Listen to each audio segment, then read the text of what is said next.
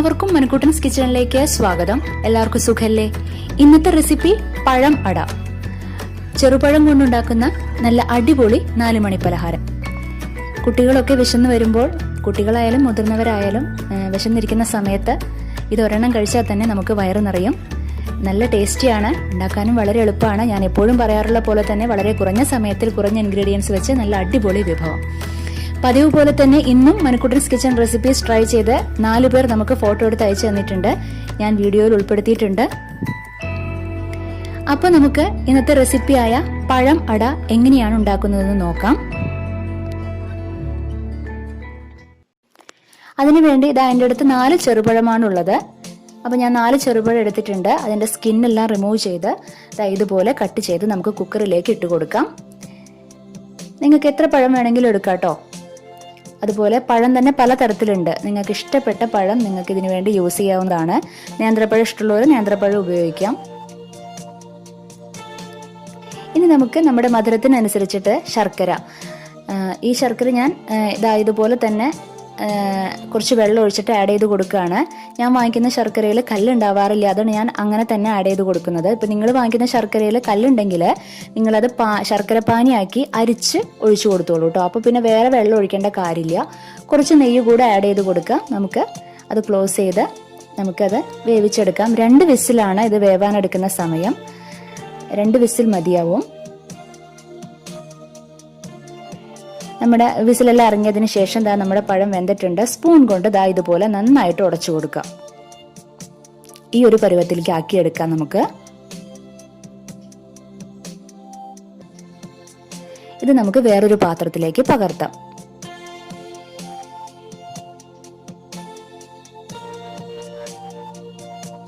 ഇനി ഇത് കുറച്ച് തേങ്ങ ചിരകിയതാണ്. തേങ്ങ ഇഷ്ടമുള്ളവര് കുറച്ചധികം ചേർത്തോളൂ, അതിനൊന്നും കുഴപ്പമില്ല. ഇത് ഏലക്കായയുടെ സീഡ്സ് ആണ് ഞാൻ ആഡ് ചെയ്യുന്നത്. പൊടിച്ച് വേണമെങ്കിൽ അങ്ങനെയാവാം, പൊടിച്ച് ചേർക്കാം. നമ്മൾക്ക് അതിനുശേഷം അതിൽ മിക്സ് ചെയ്യാൻ എടുക്കുന്നത് അരിപ്പൊടിയാണ്. അരിപ്പൊടി കുറച്ചായിട്ട് ആഡ് ചെയ്യാം. ഒരുമിച്ച് മൊത്തമായിട്ട് നമ്മൾ ആഡ് ചെയ്ത് കൊടുക്കരുത്. കുറച്ചായിട്ട് ആഡ് ചെയ്തിട്ട് അതിന്റെ പരുവം നോക്കാം. നമ്മൾ ഏകദേശം ചക്കട ഉണ്ടാക്കുന്ന അതേ പരുവാണ്. ചക്കട എങ്ങനെ ഉണ്ടാക്കാന്നുള്ളത് ഞാൻ ഇതിനു മുമ്പ് വീഡിയോ ചെയ്തിരുന്നു, കാണാത്തവർ കാണാട്ടോ. ഇതിപ്പോ ടേസ്റ്റും ഏകദേശം ആ ഒരു ടേസ്റ്റും വരും. നമുക്ക് ആ ഒരു സ്റ്റൈൽ തന്നെയാണ്, ചക്കടയുടെ അതേ ഒരു സ്റ്റൈൽ തന്നെയാണ് ഇതിൽ ഉപയോഗിക്കുന്നത്. അതിന് ചക്കയ്ക്ക് പകരം നമ്മൾ പഴം ഉപയോഗിക്കുന്നു, അത്രയേ ഉള്ളൂ കേട്ടോ. ശരിക്കും പറഞ്ഞാൽ ഈ ഒരു റെസിപ്പി എനിക്ക് അയച്ചു തന്നത് നമ്മുടെ മനുക്കുട്ടൻസ് കിച്ചന്റെ സ്ഥിരം വ്യൂവർ മാത്രമല്ല, എൻ്റെ നല്ലൊരു ഫ്രണ്ട് കൂടിയാണ് ജിഷ ജോബി. ജിഷയാണ് എനിക്ക് അയച്ചു തന്നത്. അപ്പോൾ ഞാൻ ഉണ്ടാക്കി നോക്കി. വളരെ നല്ലൊരു റെസിപ്പിയാണ് കേട്ടോ. അപ്പോൾ അതുകൊണ്ട് പേരിലാണ് ഞാൻ നിങ്ങൾക്കും അതൊന്ന് പറഞ്ഞു തരാമെന്ന് വിചാരിച്ചത്. ഇത് വാഴയിലയാണ്, നന്നായിട്ട് വാട്ടിയെടുത്തതാണ്. ഇത് നിങ്ങൾക്ക് ഒന്നല്ലെങ്കിൽ വെയിലത്ത് വെച്ച് വാട്ടിയെടുക്കാം. അതല്ല എന്നുണ്ടെങ്കിൽ സ്റ്റവിൻ്റെ മേലെ ഫ്ലെയിം ഓൺ ചെയ്ത് അതിൻ്റെ മേലെ വെച്ചിട്ട് നമുക്ക് വാട്ടിയെടുക്കാവുന്നതേ ഉള്ളൂ. എന്നിട്ട് നമ്മുടെ ഈ മിക്സ് അതിലേക്ക് വെച്ച് കൊടുക്കാം.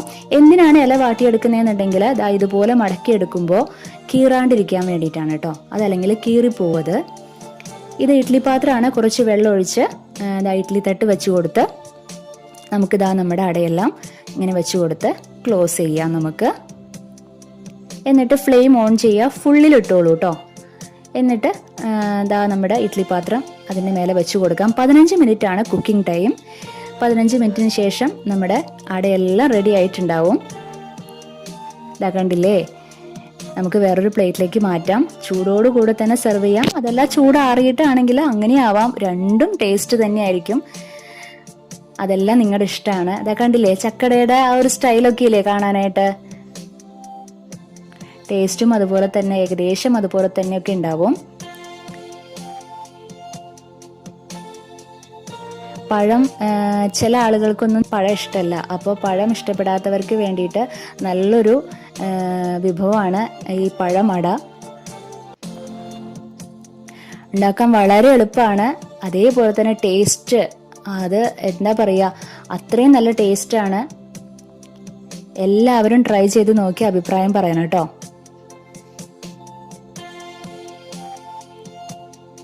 ഇവിടെ എല്ലാവർക്കും ഇഷ്ടപ്പെട്ടു.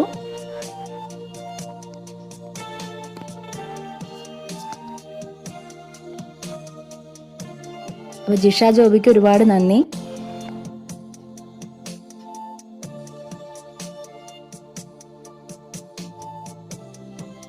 അപ്പോൾ എല്ലാവരും ട്രൈ ചെയ്ത് നോക്കാം കേട്ടോ.